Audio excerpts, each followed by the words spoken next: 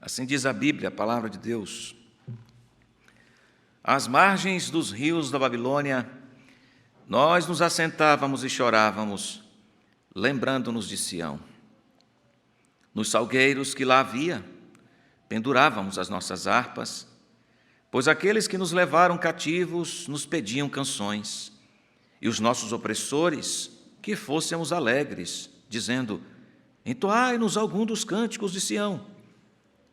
Como, porém, haveríamos de entoar o canto do Senhor em terra estranha? Se eu de ti me esquecer, ó Jerusalém, que se resseque a minha mão direita. Apegue-se-me a língua ao paladar, se me não lembrar de ti, se não preferir eu, Jerusalém, à minha maior alegria. Contra os filhos de Edom, lembra-te, Senhor, do dia de Jerusalém, pois diziam: arrasai, arrasai-a até os fundamentos. Filha da Babilônia, que hás de ser destruída, feliz aquele que te der o pago do mal que nos fizeste. Feliz aquele que pegar teus filhos e esmagá-los contra a pedra. Querido Deus, ouvimos a tua santa palavra e rogamos de que tu nos abençoes, iluminando a nossa mente e o coração para compreendê-la e vivê-la, em nome de Jesus. Amém. Olhar nossas fotos antigas, assistir os concertos musicais de final de ano das crianças, dos adolescentes e jovens, depois de um ano de estudo das aulas de música. Como estamos ansiosos por isto, de ouvir durante a semana aqui pelas imediações da nossa igreja, som de violino, som de instrumentos musicais. Que barulho é esse? São as crianças aprendendo instrumentos para o projeto orquestra, através do Instituto. E vê-las aqui, com a graça de Deus, no final de ano, apresentando o fruto do trabalho, através dos seus concertos, são boas expectativas. Celebrar a aprovação escolar de cada ano, reunir-se em família para a celebração do Natal, são experiências no tempo que, de uma maneira profundamente significativa, não se apagam do nosso coração. Bem como não nos isentam das lágrimas, pois nesse percurso está presente a saudade daqueles que estiveram e não estão mais nesses encontros. A oportunidade perdida, de alguma maneira, em algum momento, e agora sofremos as consequências dessas oportunidades perdidas. O fato é que, se conhecemos o Senhor e o poder da sua santa misericórdia, abundante apesar dos nossos erros, precisamos olhar para o presente como tempo de recuperação, de revitalização, de retomada, de alento para a espera do futuro glorioso. Assim deve ser a nossa leitura do presente e dos tempos marcados, das experiências que Deus nos dá. Esse salmo fala muito disso, de tempo. Está muito claro aqui, está muito clara a estrutura temporal do salmo. Ele fala do passado, ele fala nessa ordem, ele fala do presente, ele fala do futuro. E considerado por muitos estudiosos como um salmo de lamento, que culmina em um clamor por justiça, na forma de oração imprecatória, ele vai fazer isso aqui no final do salmo, nos permite concluir que, em momentos de lamento, há lições preciosas de um melhor aproveitamento do tempo presente. É provavelmente um salmo pós-exílico, escrito depois do exílio da Babilônia, no qual os cantores compartilharam de suas tristezas, de suas ações, de seus anseios, naqueles dias obscuros de opressão e cativeiro babilônico. O Salmo é rico demais em paralelismo. Nós temos aqui os compositores do Salmo, são cantores, e vão mostrando contrastes de sentimentos, contrastes de reações, e ao mesmo tempo, esperança em 3 tempos: passado, presente e futuro. E a esperança é marcada pela mesma paixão. A esperança do tempo, a marca do tempo passado, do tempo presente e do tempo futuro é marcada, está presente a mesma paixão, isto é, Sião, Jerusalém. Melhor dizendo aqui no texto, essas 2 figuras apontam para o templo em Sião, o templo em Jerusalém. Para a comunidade de Israel, a comunidade exilada de Israel, o amor a Deus, o amor a Jerusalém estava entrelaçado. Por causa de quê? Porque os israelitas, depois, no período exílico, atrelavam o amor a Deus com o amor a Jerusalém por causa do templo em Sião, em Jerusalém. E o que tinha de mais no templo em Jerusalém? Para eles, o templo era a presença de Deus. O templo era o lugar onde Deus se manifestava, onde Deus abençoava. E Deus fazia isto na grande festa do ajuntamento do povo. Então, o templo para eles era a presença real de Deus e a manifestação dessa presença para todas as nações. Por isso, os cativos israelitas não podiam esquecer de Jerusalém. Aí entendemos por que ele diz assim: se eu me esquecer de ti, ó Jerusalém, que se resseque a minha mão direita. Porque esquecer de Jerusalém era esquecer do templo, esquecer do templo era esquecer da comunhão com o Senhor. E ele preferia morrer. Eles preferiam morrer que esquecer da comunhão com o Senhor. Agora, o fato deles terem tido essa experiência amarga na Babilônia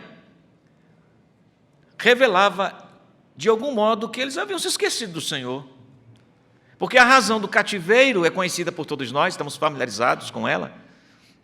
Qual foi a razão do cativeiro babilônico? A desobediência do povo de Israel às ordens do Senhor, à voz do Senhor. A aliança, o templo, a presença real de Yahvé, a expiação, o perdão, reconciliação, todos temas que circundavam o templo, isto é, a manifestação da presença do Senhor. Então, a comunidade piedosa de Israel entendia que não podia se esquecer das promessas de Deus, mesmo lá no cativeiro, porque o mesmo Senhor que ordenou o cativeiro também ordenou e declarou a sua presença no cativeiro com o seu povo.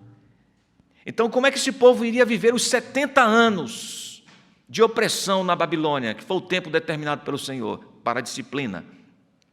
Como que esse povo iria viver lá? Nutrindo no seu coração a esperança da promessa de que Deus nunca mente e que Ele iria cumprir a sua palavra. E que aquele tempo presente, ali na Babilônia, deveria produzir alguma coisa boa, apesar do passado transgressor que culminou na disciplina do cativeiro do povo. Então, o amor a Sião estava marcando as expectativas do povo, porque o amor a Sião, o amor ao templo do Senhor em Jerusalém, era o amor, era a expressão do amor a Deus. Então, nós temos dos versículos 1 a 4, a primeira estrofe da canção, do hino. Depois nós temos, dos versículos 5 a 7, outra estrofe, e depois temos versículos 4 a 6, depois 7 a 9, a terceira estrofe. Na primeira estrofe, compondo os versos 1 a 4, nós temos uma confissão coletiva dos músicos sobre a experiência da Babilônia. Percebam comigo, situem-se aqui. O povo já tinha voltado para Jerusalém. E agora, olhando lá para trás, os poetas vão descrever como foi a experiência lá. E olhando para o passado, eles confessam coletivamente a experiência em Babilônia, mostrando a consciência da angústia, da dor vivida ali. Por que da dor? Observem que há, desde o verso 1, a conjugação dos verbos sempre na primeira pessoa do plural, porque os cantores estavam representando aqui a comunidade, é verdade, mas está sempre aqui apresentando como uma experiência, é apresentado aqui como uma experiência coletiva, Nós nos assentávamos, nós chorávamos, nós nos lembrávamos, nós pendurávamos, verso 2, aqueles que nos levaram cativos nos pediam canções. Então, os cantores estão aqui relatando a sua experiência no exílio. É uma memória do passado que não foi apenas marcada por um tom de tristeza profunda, mas essa memória do passado também foi marcada por uma geração de valorização do que realmente importava. Ou seja, os poetas se reportam ao passado para registrar a experiência passada, e neste povoar a mente com as lembranças do passado, eles fortalecem o sentido do verdadeiro valor que um dia eles haviam perdido, e a razão do cativeiro denotava essa perda. Mas agora eles estão olhando para o passado, e esse olhar para o passado enaltece a valorização do que importava. O culto em Sião, a adoração do povo de Deus. Ao olharem para o passado, os poetas dizem: como esse tempo era bom. Mas eles fazem isso indiretamente ao pontuarem as perdas. No cativeiro nós não tínhamos mais isto. A cidade amada era amada em razão do que ela representava. E não é assim também com a gente, meus amados irmãos. Lamentavelmente, muitas coisas são valorizadas só depois que perdemos. E a valorização após perda deve vir sempre acompanhada de arrependimento pelas oportunidades perdidas, pelas dádivas que foram menosprezadas, pela ordem do Senhor que foi desobedecida. É o caso aqui. Não nos esqueçamos, mais uma vez, da razão do cativeiro. Transgrediram a vontade de Deus, se tornaram rebeldes e esquecidiços das ordens do Senhor. Foram enviados para o cativeiro. E ali no cativeiro eles percebem o que perderam. Então nós temos dois alvos da lembrança do passado aqui, nos versos 1, 2, 3. O primeiro é a valorização da bondade do Senhor ao lhes dar o privilégio de Sião. O privilégio do ajuntamento na presença do Senhor. Agora, no cativeiro, eles valorizaram aquilo. Valorizaram isto. E a segunda marca dessa lembrança é o lamento pela situação em que se encontravam no cativeiro. E agora eles estão lá na frente, olhando para essa angústia do passado, e o lamento ainda está lá na memória. Você consegue perceber isto nas marcas, ênfases dadas na poesia de profunda dor, choro, apatia, tristeza, ao invés de alegria. Então eles, mesmo depois de um tempo, ainda olhavam para trás com este aprendizado.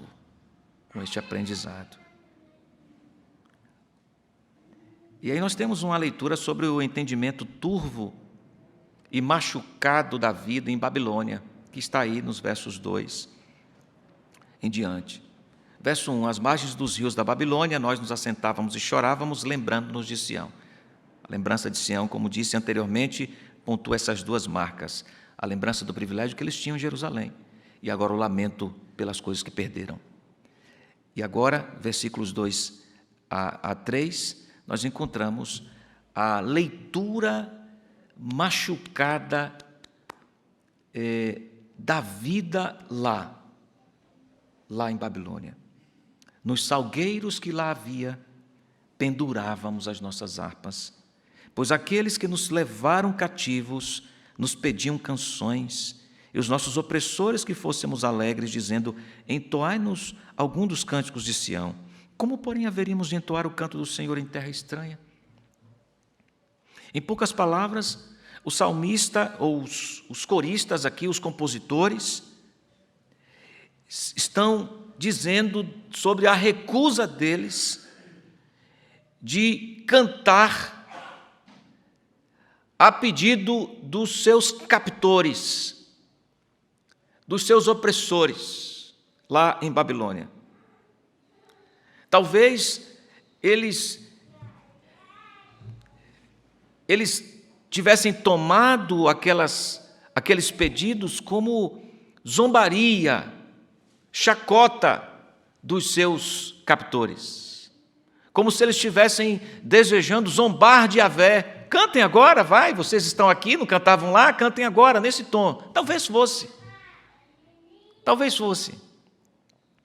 Mas qual seria a resposta deles agora, né, numa leitura correta daquele cenário, uma vez que eles sabiam que Deus havia permitido aquilo tudo, eles sabiam disso, Deus havia dito, eles sabiam o tempo que iriam permanecer ali, e eles sabiam o que eles deveriam aprender ali.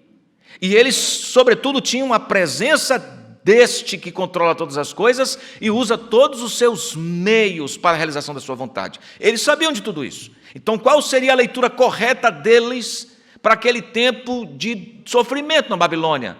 Presente. Diante das zombarias dos seus algozes, diante das chacotas, qual seria?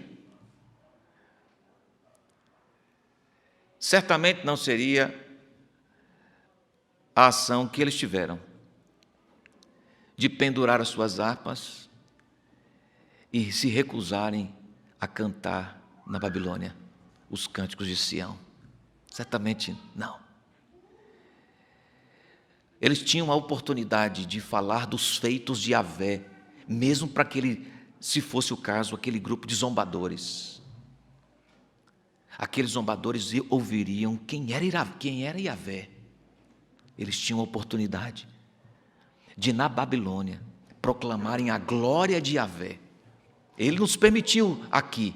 Foi Ele que nos trouxe aqui. Não foram vocês os responsáveis diretos. Ele nos mandou aqui. Ele controla a nossa vida. E nós vamos cantar a Ele.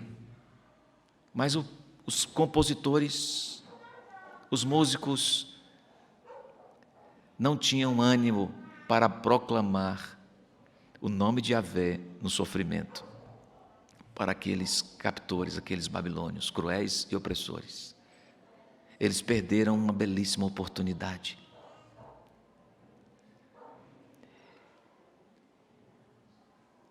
Porque eles leram o sofrimento erroneamente. Ali, a reação seria outra. Como é que a gente vai cantar em terra estranha? Ora, toda a terra não é de Yahvé? O Senhor pertence à terra e tudo que nela há. Tudo é de Yahvé. Inclusive vocês, babilônios, são servos de Yahvé. Vocês são só instrumentos de Yahvé. Nós vamos falar de Yahvé para vocês, compondo e cantando. Quantas músicas poderiam sair de Babilônia? De louvor e adoração a Yahvé. Quantas composições poderiam, mas eles preferiram pendurar as harpas. Vocês percebem a gravidade da situação aqui? Que pena. Que pena. Eles perderam de vista o elemento diferenciador entre aqueles que sofrem e não têm perspectiva de propósito do eterno e aqueles que sofrem e têm perspectiva de propósito do eterno.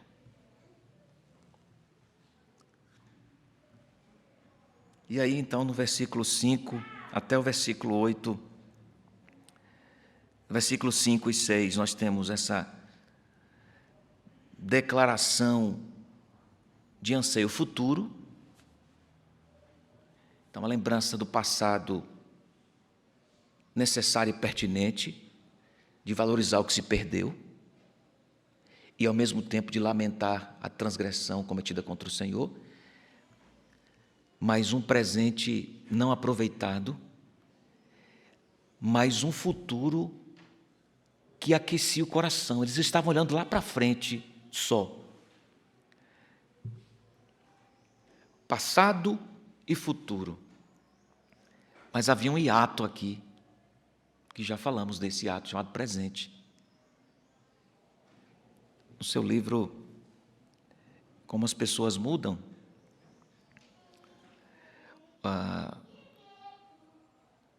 um dos seus livros, eu me recordo de ser Como as Pessoas Mudam, ou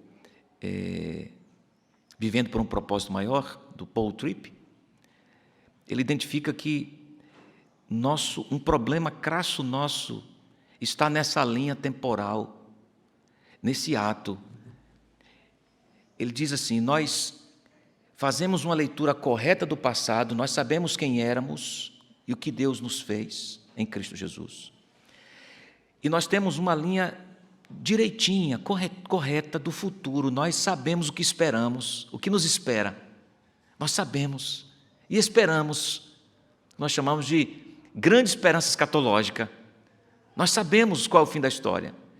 Mas nós temos dificuldade de alinhavar passado, futuro. Nós temos a dificuldade com essa linha chamada presente. O que é que eu faço sabendo o que aconteceu e o que Deus me prometeu agora? Como é que eu junto essas duas coisas agora? E com muita pertinência, ele escreve para despertar-nos para o olhar do presente, com a necessidade de aplicação do passado, com o coração queimando pelo futuro agora. Quer dar um exemplo? Vou dar um exemplo. Nós conhecemos, em parte, as ordenanças do Senhor para a nossa vida. A Bíblia se aplica à nossa vida, Salmo 19, a Bíblia refrigera o coração, a lei do Senhor é perfeita, restaura a alma, nós sabemos disso. Nós sabemos também que, à luz de Romanos, nós somos mais que vencedores em Cristo Jesus, que nada vai nos separar do amor de Deus, não é? Nós sabemos e cremos. Agora, como é que a gente junta essas duas coisas quando a gente está passando por um problema grave agora? Sem se prostrar, sem se desanimar perenemente. Como é que a gente junta essas duas realidades agora, quando há um conflito em casa, que o marido está com um problema gravíssimo com a esposa? Como é que se aplica agora essas duas realidades? Como é que se aplica agora esse jovem que sabe dessas duas realidades, passado e futuro, mas agora está enfrentando um problema na escola, no colégio? Como é que ele aplica agora essa realidade? Quando se depara com uma perseguição, um bullying, sei lá o quê, um assédio, como é que se aplica? Aí nós tropeçamos, fazemos a leitura errada agora. Nos afastamos, nos amarguramos, personalizamos, quando nosso olhar não deveria estar aqui nessa linha, mas nessa linha. Mas não entendo por que foi acontecer isso comigo. Eu não entendo por quê. Estava tudo bem, do nada acontece uma coisa dessa comigo. Aí começamos a questionar Deus, murmurar.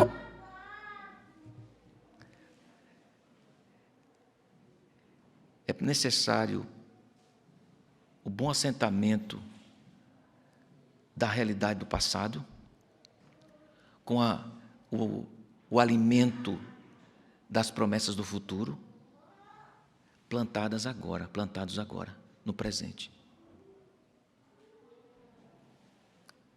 Mas no futuro eles anseiam mesmo, eles anseiam pelo quê? Eles querem voltar para Sião. Eles querem voltar à comunhão, eles querem voltar para Jerusalém. Por isso essas expressões dos versos 5 e 6 tão afetuosas. Ah, Jerusalém, se eu me esquecer de ti, não era a cidade por si só. Era o que a cidade ou o templo comunicavam. Se eu de ti me esquecer, ó Jerusalém, que se resseque a minha mão direita, apegue-se-me a língua ao paladar, se não me lembrar de ti, se não preferir a Jerusalém, a minha maior alegria. Jerusalém aqui é o Senhor, na pena, na tinta dos músicos. E eles falam de dois elementos importantíssimos na vida do músico: a mão para tocar, se resseque a minha mão direita, e a língua para cantar, se apegue a língua ao meu paladar. Ou seja, aquilo que tinha relação com a tarefa, propósito da vida deles, no exercício de agradar a Deus, eles prefeririam perder aquilo do que esquecer da comunhão com o Senhor. Que coisa linda, isso aí está perfeito. Que maravilha isso. Coisa preciosa. O que eles estão dizendo aqui? Que não há nada mais caro para nós do que o Senhor. Não há nada que nós mais esperamos do que o Senhor. Perfeita leitura do futuro. Queremos o Senhor, nós amamos o Senhor. É assim para você também, meu nobre irmão, minha querida irmã. O Senhor é a sua herança, é o seu maior tesouro. Na expressão do salmista Asaf, no Salmo 73, depois de sua longa peregrinação de crise, no final da peregrinação de crise, resolvido com o Senhor, ele diz: outro bem não possuo, senão a ti somente. Oh, glória! Glória a Deus! A quem tenho eu no céu, senão a ti? Na terra não há quem eu deseje além de ti. Minha alma desfalece, mas Deus é a força do meu coração e a minha herança para sempre. E aqui o salmista expressa esse anseio por voltar a Sião. Depois nós temos versículos 7 a 9, o clamor pela realização da justiça de Deus. Ou seja, os poetas, os compositores anseiam para que a santa justiça de Deus se realize. Eles reportam a Deus como aquele que exerce justiça santa. Deus é o executor da justiça, não eles. Eles têm consciência plena disso.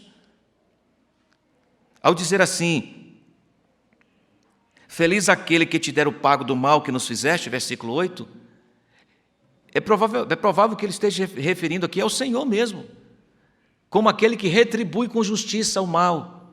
E aí os compositores falam dos edomitas, filhos de Edom, e falam da Babilônia. Por quê? Porque na invasão de Jerusalém, quando os babilônios vieram e foram cruéis, além da medida, além do que era necessário, eles foram cruéis, perversos. Eles, por causa da crueldade deles, que eram responsáveis, receberiam sobre si a justiça de Deus. Os edomitas, os filhos de Edom, o povo de Edom chegou quando já estava tudo queimado, dizimado, mas ainda restavam alguns, pois eles chegaram como... Sabe quando você está assistindo o Discovery Channel, e aí o mundo dos animais, aí você vai lá na África e vai ver os leões, não é? etc., são caçadores impiedosos, não é? Os leões são caçadores temidos. Aí eles vão caçar alguma coisa em bando, às vezes, não é? E aí pega uma caça, um animal, tal, estraçalham, come ali, etc., e larga alguma coisa ali. Aí vem um grupo de hienas, não é? Vem um bando de hienas. Por que elas não vieram antes? Aí o que elas fazem? Elas vêm e elas acabam de arruinar com o que já estava morto. Elas deixam no osso. Quando os leões chegam, elas correm. Os edomitas foram como as hienas. Depois que já estava tudo assim, no chão, alguma coisa pendente para cair, eles chegaram e derrubaram tudo ainda mais. E agiram com mais perversidade. Se havia crianças que restaram feridas, machucadas, mataram. Homens, mulheres, velhos. Eram as hienas. Os edomitas foram as hienas. E aí os salmistas, os compositores dizem: Deus, o Senhor é justo. O Senhor é justo. Exercite a sua justiça, Senhor. Retribua, Senhor. Então são expressões fortes no Salmo. Fala de destruição, verso 8. Até a expressão do verso 9, feliz aquele que pegar teus filhos e esmagá-los contra a pedra. Expressão fortíssima, não é? Mas aqui é o cenário de guerra. É o cenário típico da guerra. Na guerra não se escolhe idoso, adulto, criança. A guerra leva tudo, todo mundo. Não é assim? Aqui é o cenário da guerra. Então o salmista diz: Senhor, vem. Os salmistas dizem: vem com a tua justiça e mostra quem o Senhor é para os babilônios, para os edomitas, para o mundo, para as nações. Então nós temos aqui lições para além do tempo. O que o passado deve nos ensinar? O passado deve sempre nos ensinar o que realmente importa. Que a gente não aprenda só quando perder. Que a gente não precisa perder para aprender. Que a gente não precisa dar valor às coisas quando perder. Não precisa, a gente não precisa aceitar essa pedagogia. Mas ela acontece por conta dos nossos pecados. É o pai que só vai lamentar o tempo que não aproveitou com a família quando perde. É o filho que está longe de casa agora, morando no exterior, e agora chora com saudade, e aí ele se lembra dos tempos perdidos com a família, que não aproveitou. E lá queria tanto estar junto, e não pode mais. Pelo menos não naquele momento.